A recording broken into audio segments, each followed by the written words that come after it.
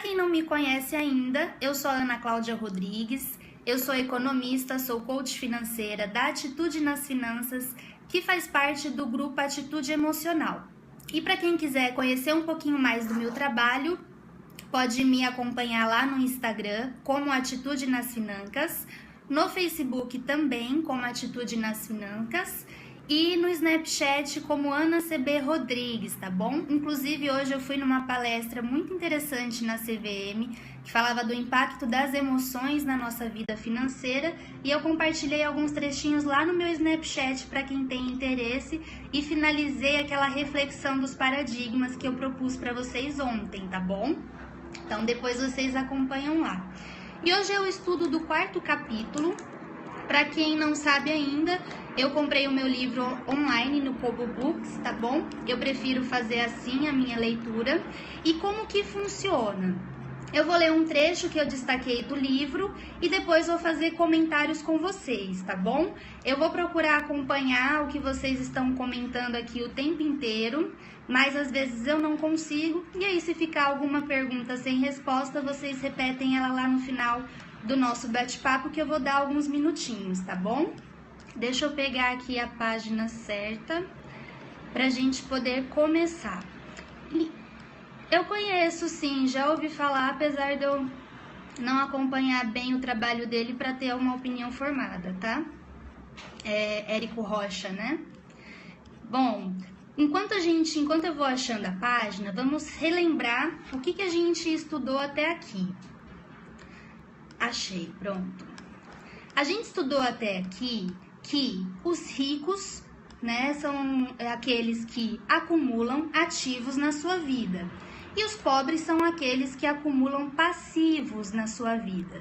E o que seriam esses ativos? Seriam todos aqueles ativos financeiros, imóvel, negócios, tudo aquilo que faz com que o dinheiro entre no seu bolso, entre na sua conta.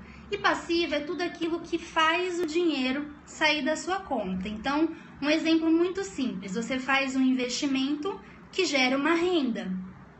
Isso é um ativo. Ou então você compra um carro. A partir do momento que você compra um carro, ele já deprecia o valor e, além disso, você só tem gastos com o seu carro. Então, ele seria um passivo. Se você usa o seu carro para o trabalho, então você precisa dele para visitar os seus clientes, ele vira um investimento do seu negócio, né? Mas se você usa para lazer, ele é um passivo. Então, ativo, tudo aquilo que faz com que o dinheiro entre no seu bolso, e passivo, tudo aquilo que faz o dinheiro sair do seu bolso. E o segredo dos ricos criar ativos antes de criar mais despesas ou passivos. E os pobres, eles acabam criando despesas e passivos e não sobrando dinheiro para criar ativos em sua vida, tá bom? Então, hoje a gente vai falar sobre o capítulo 4, que tem a lição número 3, que é cuide de seus negócios.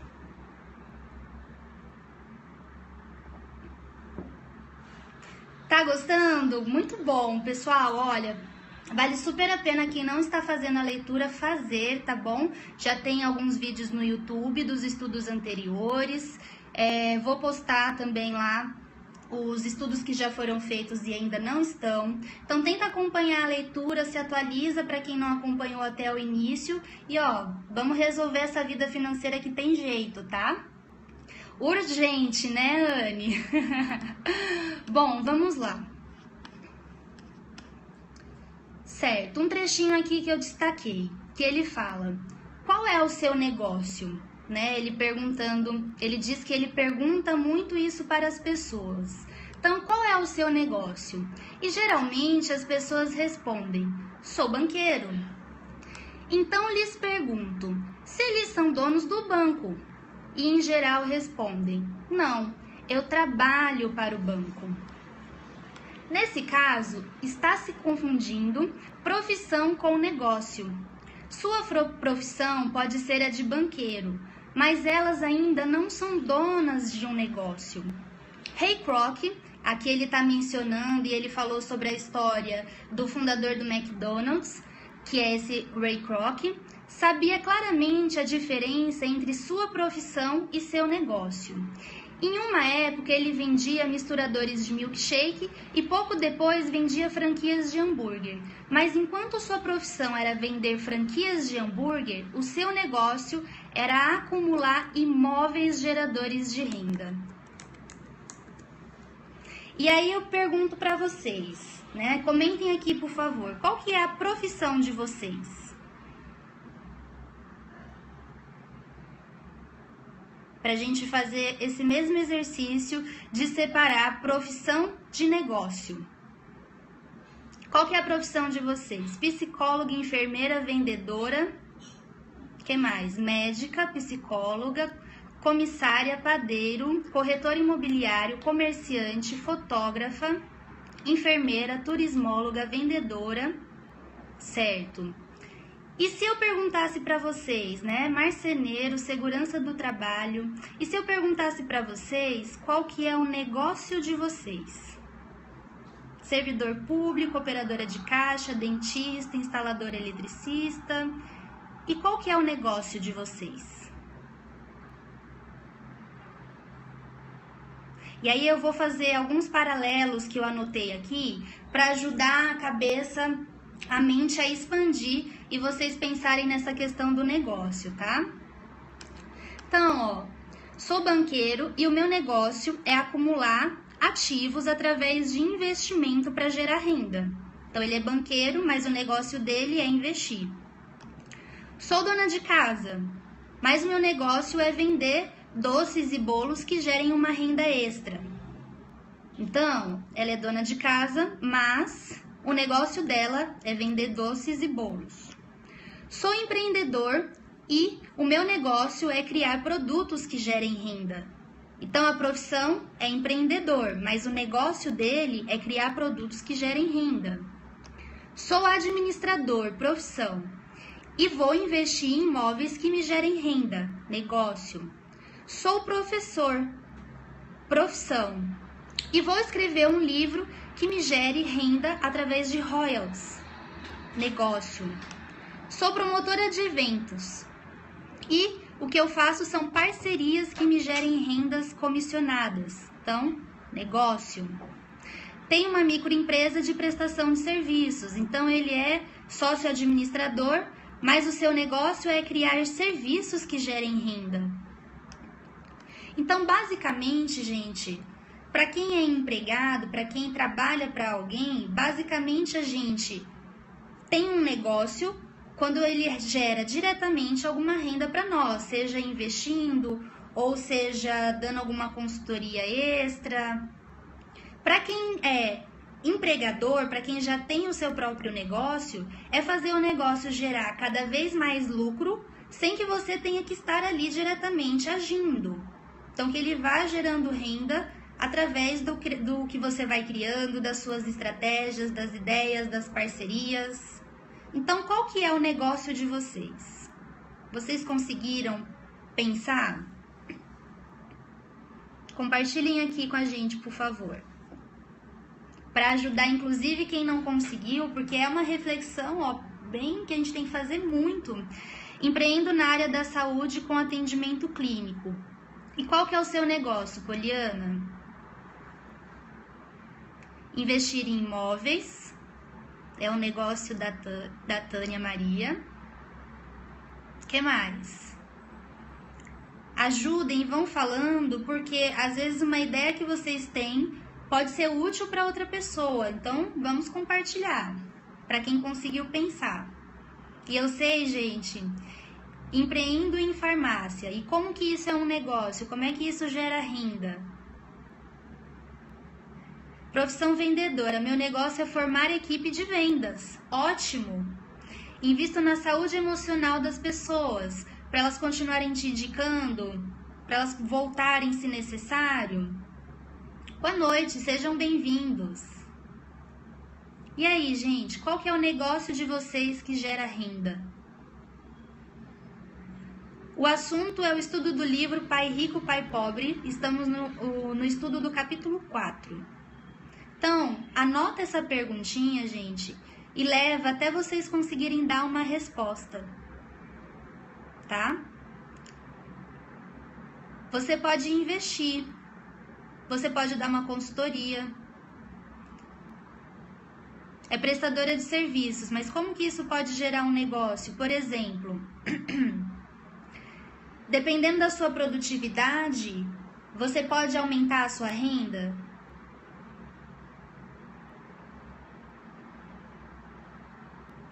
O livro, o meu eu comprei online no Kobo Books, mas eu fiquei sabendo que algumas livrarias não tem no estoque, então pede, tá?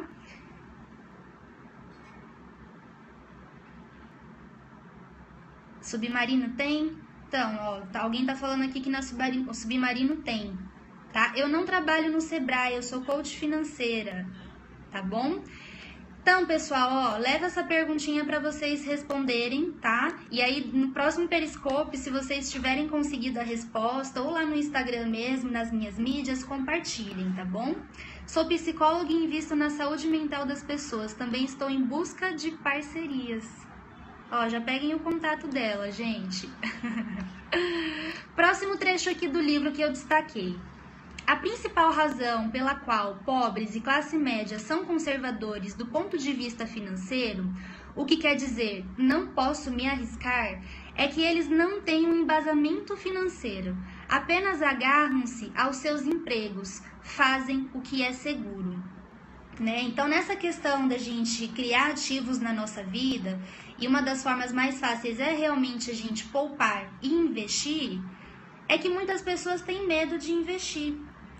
E, gente, faz todo sentido por conta do histórico do nosso país, da nossa história, de tudo que a gente já passou, de algumas instituições públicas e privadas, né, terem perdido credibilidade por terem feito coisas que não eram corretas. E isso vai minando a nossa confiança.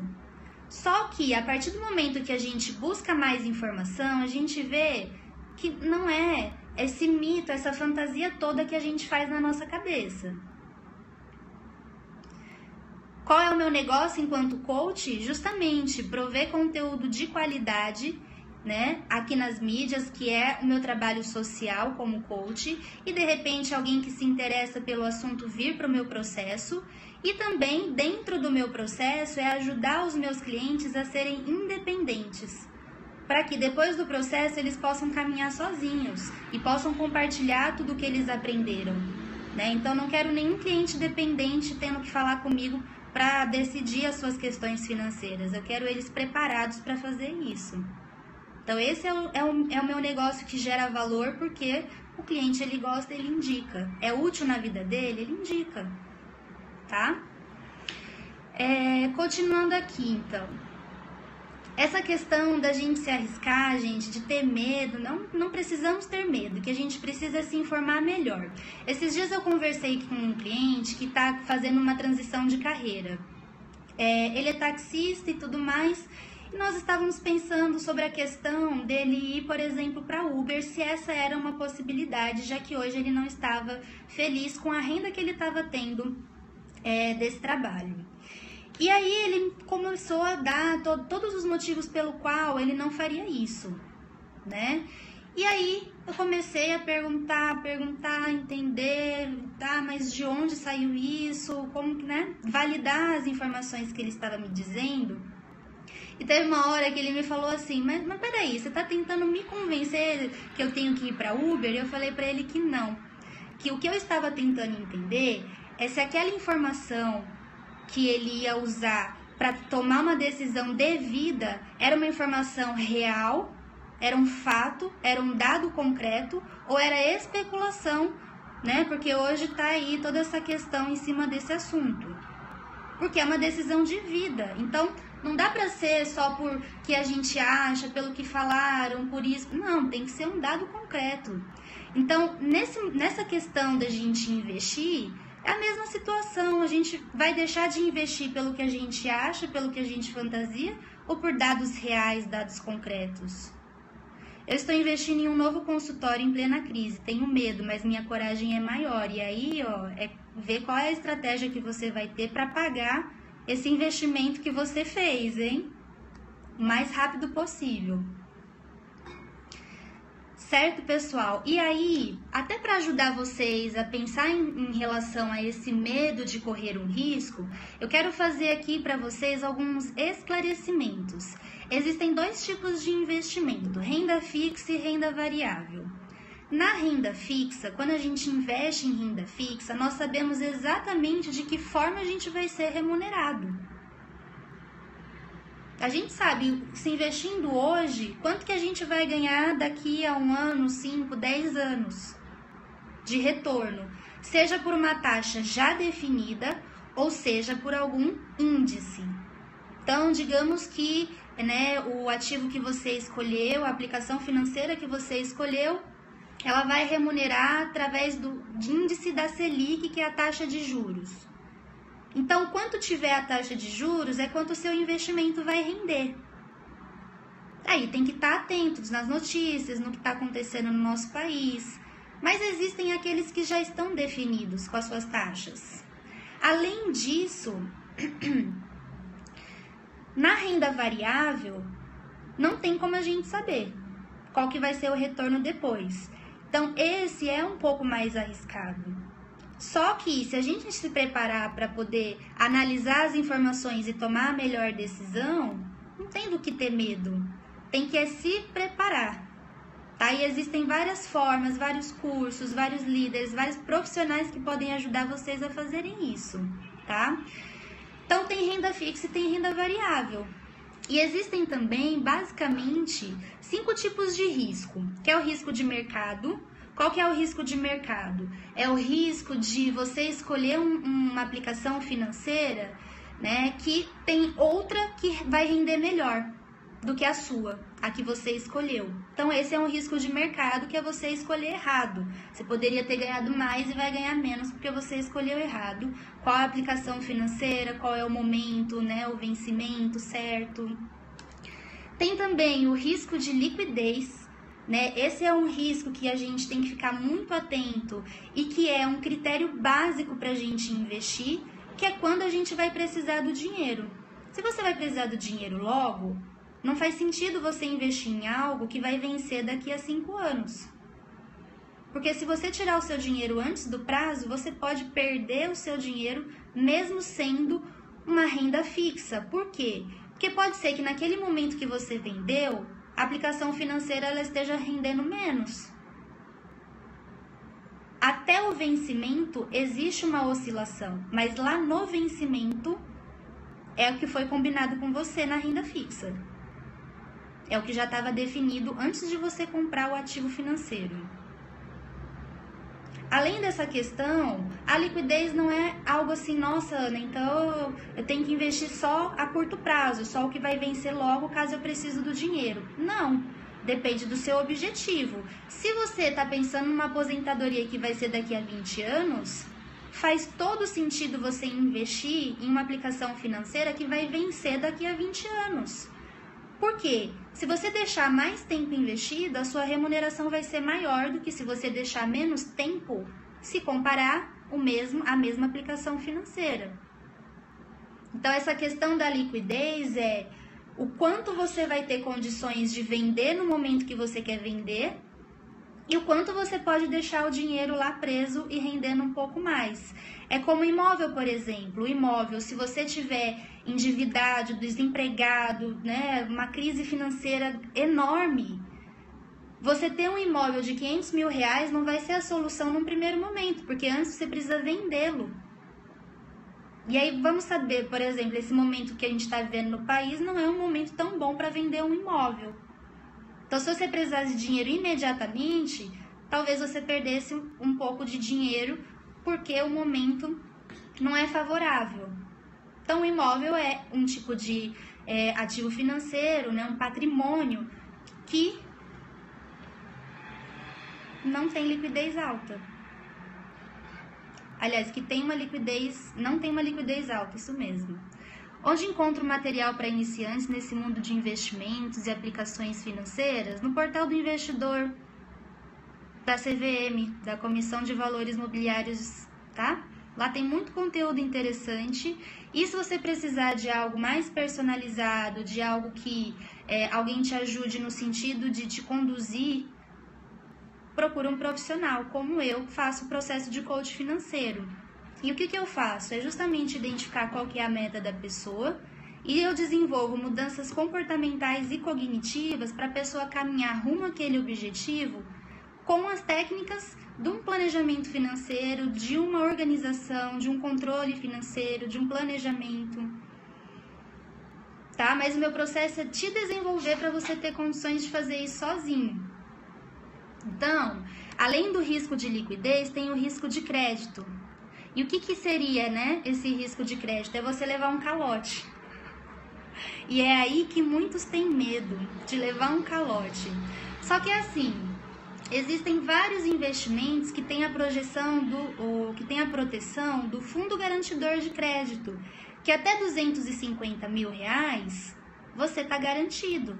Mais do que esse valor, não. Mas até esse valor, o Fundo Garantidor de Crédito, ele garante, caso, por exemplo, você leve um calote do governo, se você investir num título, que é muito difícil de acontecer, ou de algum banco, se você investir num CDB, ou de uma LC, se você investir em alguma instituição financeira, tá? Além, né, desses riscos, tem o risco operacional e o risco legal, que o operacional é ocorrer alguma falha ou fraude, que é muito difícil, porque existe um tripé que controla isso, que é a gestão do ativo financeiro, a administração e a custódia desse ativo. E o risco legal quer dizer com contratos e cláusulas, né? E aí a gente pode até fazer um periscope só sobre isso. Então, a gente sabendo quais os riscos que a gente tem, mas se protegendo para que esses riscos eles não te atinjam, gente, não tem o que temer. Tem o que buscar informação e realmente começar, tá bom? Diminuindo os riscos é a gente sabendo como fazer isso. Só que a informação nem sempre chega até a gente, né? Ainda mais a informação que a gente precisa. Às vezes a gente precisa ir atrás disso. Se hoje investir no tesouro está muito favorável, porque a taxa de juros ela está alta, né? Mas se a taxa de juros ela cair, né, tem que comparar com outros, porque talvez outros fiquem mais interessantes, tá bom?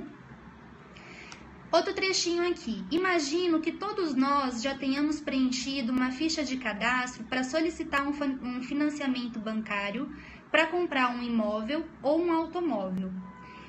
É bem interessante olhar para o item patrimônio líquido.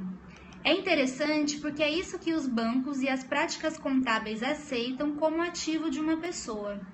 Certo dia, minha posição financeira não parecia muito boa para obter um crédito.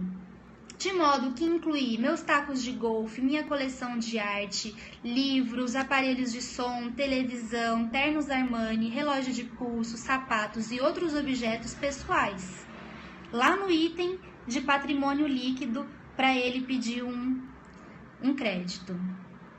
O empréstimo, entretanto, foi recusado porque eu tinha muito dinheiro investido em imóveis. E os responsáveis pela concessão de crédito não gostaram do fato de eu obter uma parte tão grande da minha renda com apartamentos alugados. Eles queriam saber por que eu não tinha um emprego normal com um salário.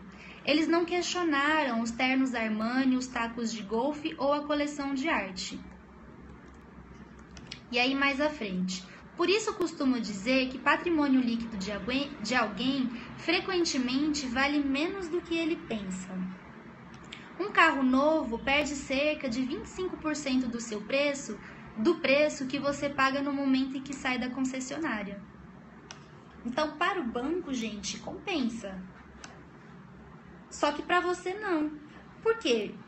Pelo que a gente falou do trechinho anterior, esses itens todos que ele colocou, de luxo e a maioria supérfluo, eles, além da depreciação de valor, eles não têm tanta liquidez. Não quer dizer porque você tem que você vai conseguir vender. Ele dá até mais um exemplo dos tacos de golfe.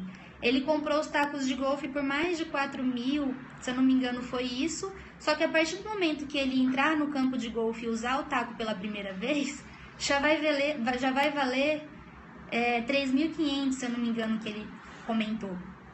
Então, o que adianta ter tudo isso se no momento de crise isso não vai salvar a gente? Tirou da loja, exatamente, já tá valendo menos. Percebem por quê? Esses itens, eles não são ativos financeiros, apesar do banco considerar para liberar, por exemplo, um empréstimo. Hoje eu acho que isso não acontece mais, né, gente? Não considera não. Mas acredito que na época que ele fez isso, talvez fosse realmente considerado. Então é pra gente pensar, tá? Porque a gente confunde o que é ativo e o que é passivo. E aí eu resolvi destacar mais esse trecho para ficar cada vez mais claro na nossa mente, tá bom? E aí depois ele fala: para os jovens que ainda não saíram de casa, é importante que seus pais lhe ensinem a diferença entre ativos e passivos. Quem já está acompanhando aqui o Periscope e já levou todas essas questões para casa, para a família, para o marido, para a esposa, para os filhos, para a avó, para o tio, e já comentou sobre essas questões que estão ajudando vocês, porque para nós que estamos aqui e estamos recebendo essa informação, é o nosso compromisso compartilhar isso com o máximo de pessoas possível, para que elas também tenham uma vida financeira mais saudável, e principalmente para quem é pai e para quem é mãe. Muitos dos clientes que eu recebo no consultório, eu pergunto como que era a relação da família com o dinheiro, e muitos me falam que não tiveram essa educação financeira em casa. Então é o momento que a gente tem, é a oportunidade que a gente tem de mudar isso no nosso histórico familiar. Então vamos aproveitar essa oportunidade, porque eu acho que ninguém tá aqui sabe à toa. Eu acredito nessas coisas, eu não sei vocês, mas não existe acaso, né? Existem motivos que a gente ou não sabe ou não está preparado para saber. Então, se nós estamos aqui recebendo essa informação e de alguma forma ela foi útil, vamos compartilhar esse conhecimento, tá? E nem precisa dizer quem foi, mas compartilha o conhecimento, tá? Porque isso pode ser útil para outra pessoa que às vezes estava na mesma situação que você. E aí depois, né? Qual o tipo de ativo que sugiro a você e aos seus filhos adquirirem? No meu mundo, ativos reais se agrupam em várias categorias diferentes. E aí ele fala aqui que é negócios que não exijam minha presença, sou dono deles, mas eles são administrados por outras pessoas, e se eu tiver que trabalhar neles, não é um negócio, torna-se uma profissão. Aí ele fala no item 2, ações.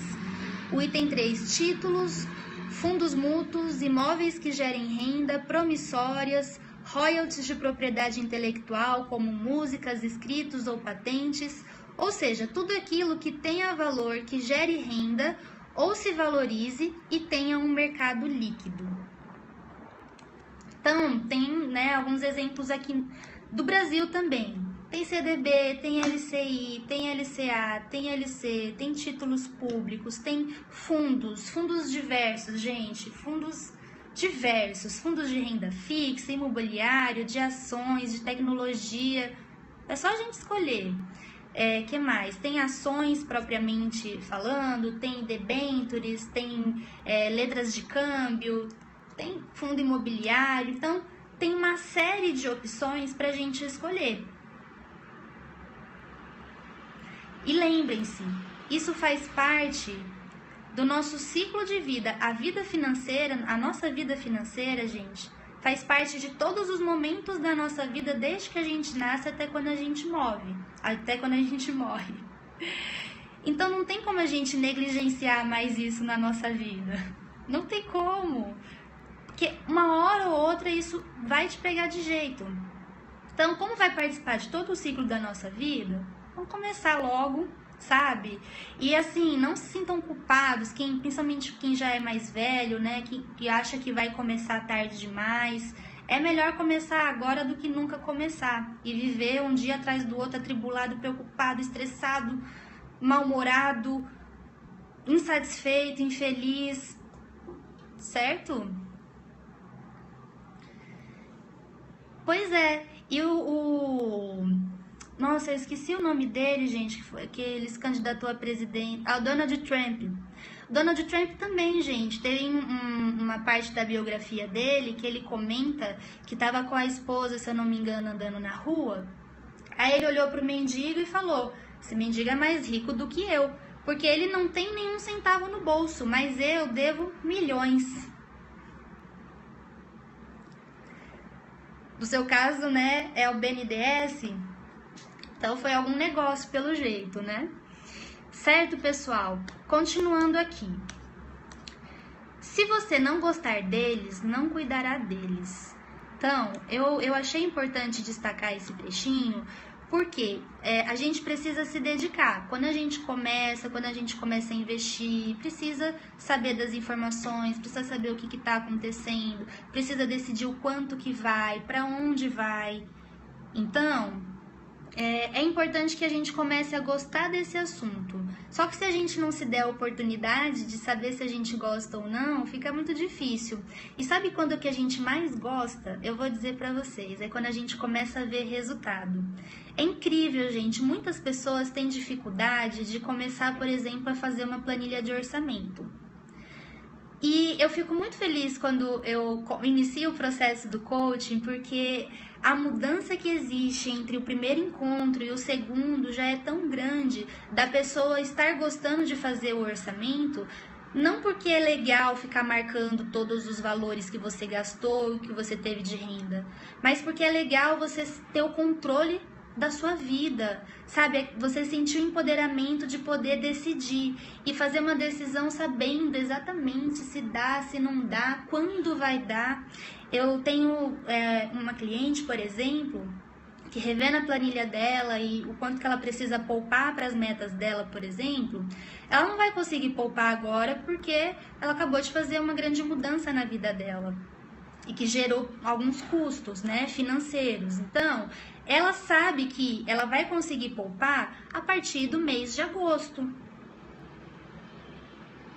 Então, tudo bem, ela sabe que agora não dá, mas ela sabe quando que vai poder.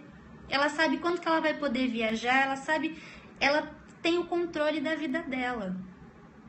Então isso é muito legal, gente. E a partir desse momento que a gente começa a ver esses resultados, não é de concursos, tá? Apesar de eu também participar de um processo de coaching voltado para concurseiros e estudantes, que é na atitude emocional, tá? Mas aqui a gente está falando da atitude nas finanças, do estudo do livro Pai Rico, Pai Pobre. E a atitude nas finanças, gente, faz parte do grupo Atitude Emocional, tá? É um membro do grupo Atitude Emocional. Então, lá na atitude emocional eu atendo essa parte de concursos. Mas na atitude nas finanças, só a parte financeira mesmo, tá? Qual que é a minha área de atuação, gente? É finanças, concurso e carreira, tá bom? Então, a gente vai começar a gostar quando a gente começar a ver esses resultados. Mas não vem de uma hora para outra, né? Não é milagre, é dedicação mesmo, é trabalho, é se empenhar. E aí, mais um trechinho aqui. Eu não incentivaria ninguém a iniciar uma nova empresa a menos que realmente desejasse. Se você realmente tem o desejo de ter a sua própria empresa, vá em frente. Se não for esse o caso, fique no seu emprego e cuide dos seus negócios.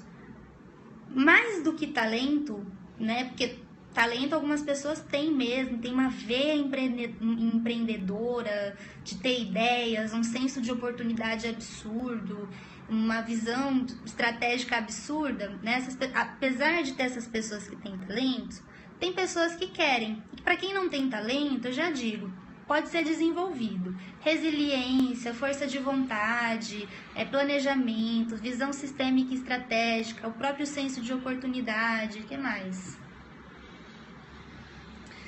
Enfim, todas as competências, qualidades que são importantes no empreendedor, alguém que vai abrir o seu próprio negócio, precisa ter para que aquele negócio deslanche, se a pessoa não tem talento, pode ser desenvolvido. Só que, seja um ou seja outro, vai exigir dedicação, vai exigir esforço, vai exigir tempo, vai exigir estudo, vai exigir muita coisa de você. Então, realmente queira começar a fazer tudo isso e esteja disposto a passar por todo esse processo até que a empresa consiga caminhar sozinha.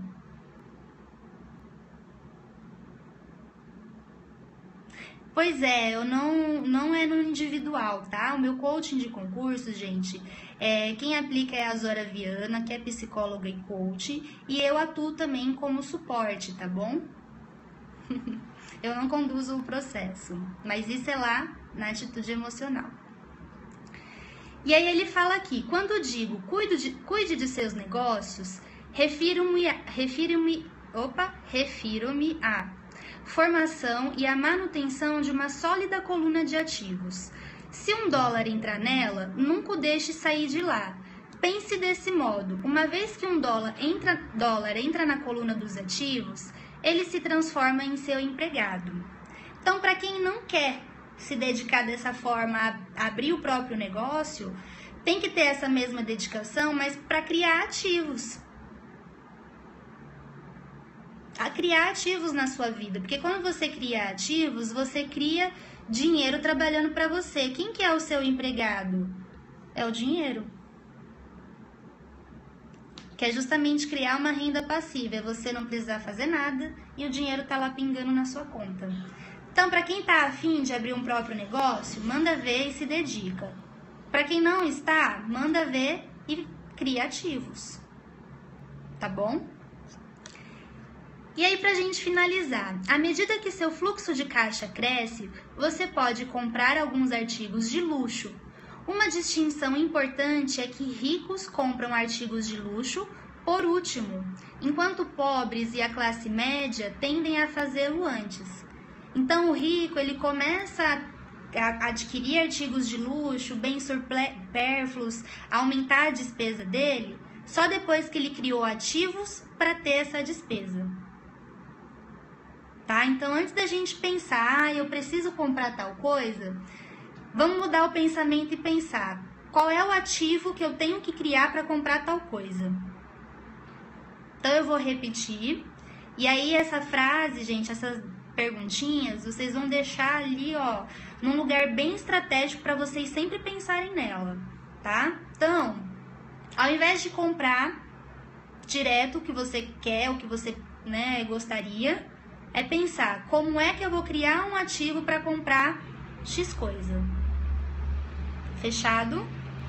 Então, as perguntas que eu não consegui responder, podem repetir agora, que é o momento que eu separei para as dúvidas, tá bom?